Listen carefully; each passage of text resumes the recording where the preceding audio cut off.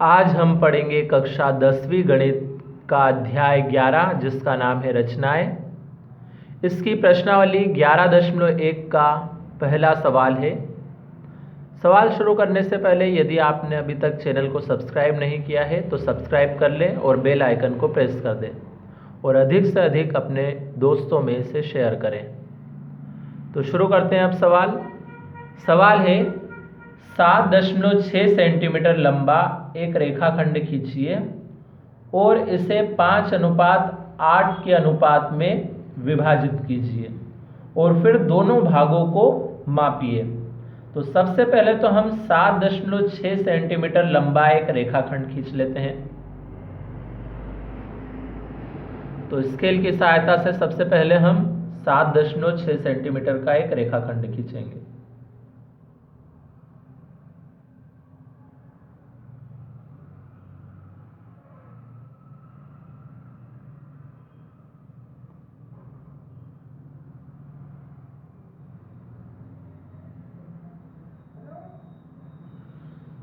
इस रेखाखंड को हम नाम दे देंगे ए बी। तो ये 7.6 सेंटीमीटर का रेखाखंड है, इसे हमने नाम दिया है ए बी।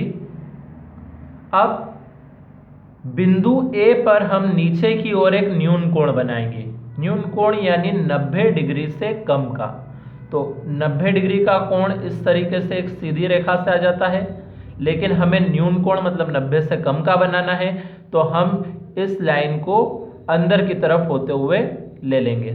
तो इसे कोई चांदी की सहायता से या प्रकार की सहायता से नहीं बनाना है इस न्यून कोण को, बल्कि स्केल की सहायता से हम एक अंदर की तरफ होती हुई एक लाइन खींच देंगे तो वो न्यून कोण हो जाएगा।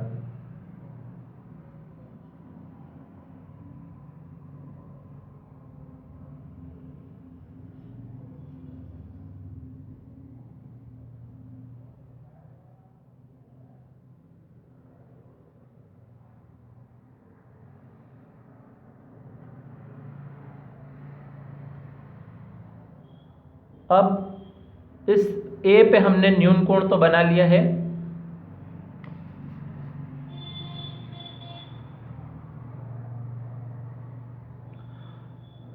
अब हमारे सवाल में लिखा है कि इस रेखाखंड ए बी को 5:8 के अनुपात में विभाजित करना है।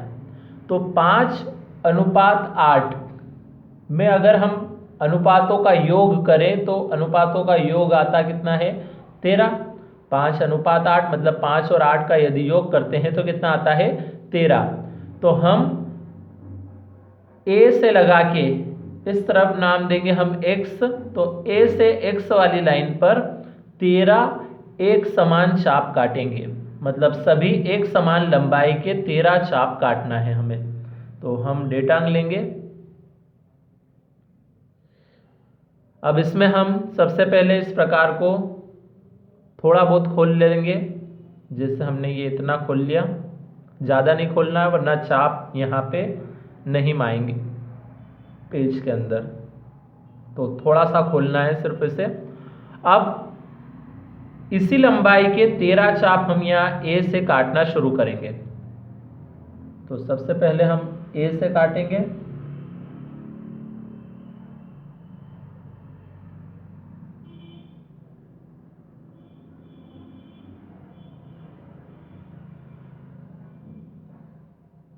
ये एक चाप,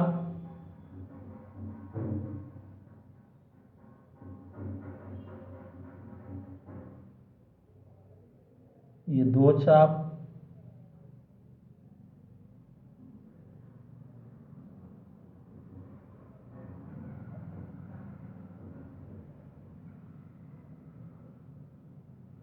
ये 3,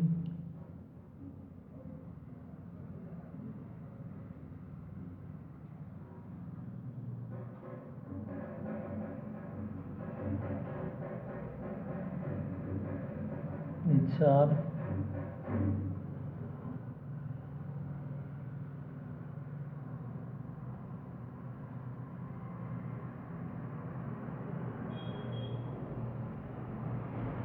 पाँच,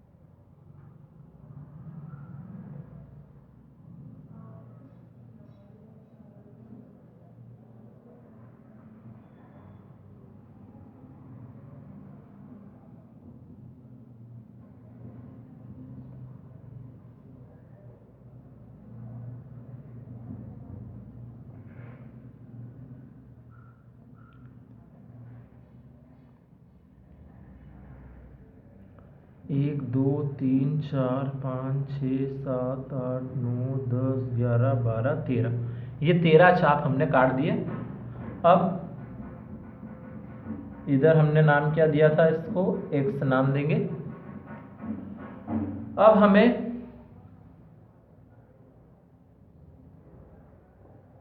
इन चाप को नाम देते जाएंगे हम। यहाँ पे a नाम था तो हम a1 दे देते हैं, दूसरे को a2, a3, a4, a5, a6, a7, a8, a9, a10, a11, a12 और a13। अब ये जो आखिरी वाला चाप है यानी 13वां चाप, इस 13वें चाप को हम B से मिला देंगे। 13वें चाप को हम B से मिलाएंगे।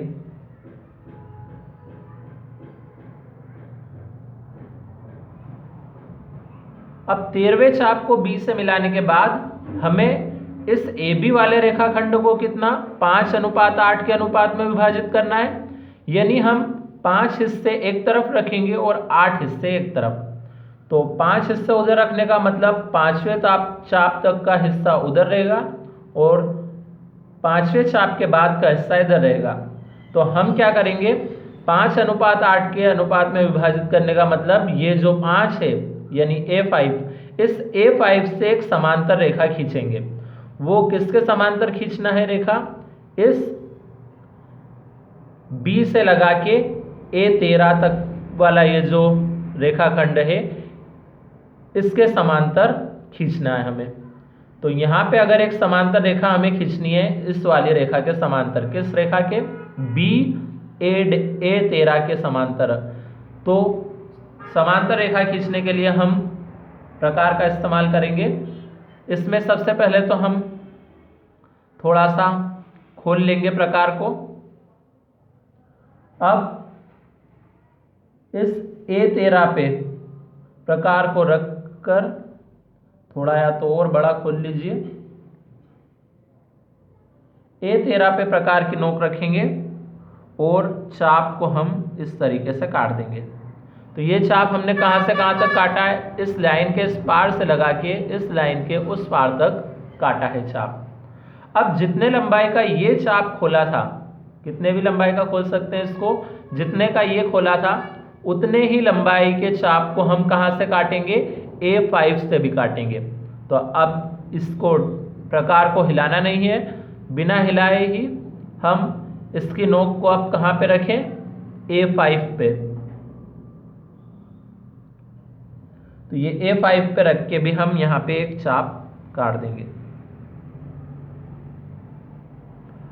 ये चाप हमने कहाँ से काटा है, इस लाइन के इस पार से लगा के इधर यहाँ तक काट देना है एक चाप।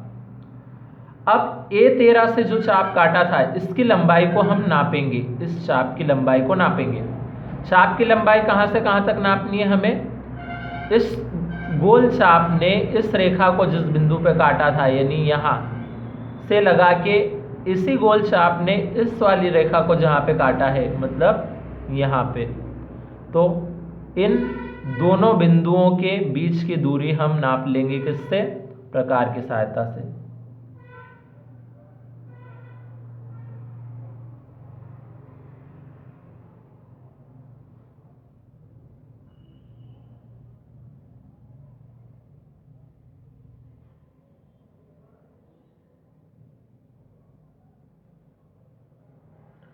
तो हमने इसे नाप लिया यहाँ पे इस चाप को, यहाँ सिर्फ नापना है, काटेंगे हम इस चाप के ऊपर। तो इस चाप में कहाँ से काटना है, ये गोल चाप इस लाइन को जहाँ काट रहा है इस बिंदु से हमें प्रकार की नोक को रखना है। कहाँ से, इस जगह से। यहाँ पे प्रकार की नोक रखी और अब चाप काट देंगे हम यहाँ पे। अब ये चाप और ये बड़ा चाप एक दूसरे को जहाँ काट रहे हैं, यहाँ पे एक हम बिंदु बनाएंगे और इस बिंदु को A5 से मिला देंगे। इस बिंदु को A5 से मिला देंगे।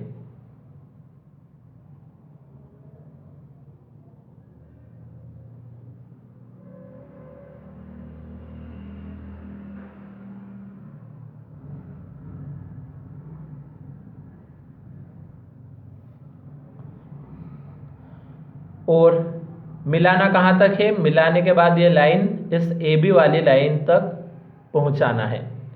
तो यहाँ पे अब जो बिंदु है हमारे पास, इसे हम नाम दे देंगे P। तो इस तरीके से हमने रेखाखंड AB जिसकी लंबाई 7.6 सेंटीमीटर थी उसको 5:8 के अनुपात में विभाजित कर दिया। A से P तक का हिस्सा 5 का है और P से B तक का हिस्सा 8 का है। अब ये तो हमने 5:8 के अनुपात में विभाजित कर दिया, लेकिन प्रश्न में एक बात और लिखी थी। प्रश्न में लिखा था कि दोनों भागों को मापिए, मतलब अब हमें दोनों भागों को नापना भी है। तो हम इसकी लंबाई को नाप लेते हैं, दोनों भागों की लंबाई को कितनी कितनी आती है।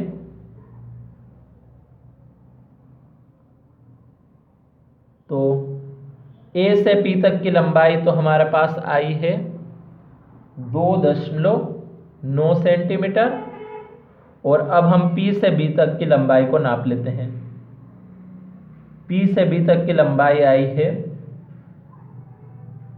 P से B तक की लंबाई 4.7 सेंटीमीटर आई है।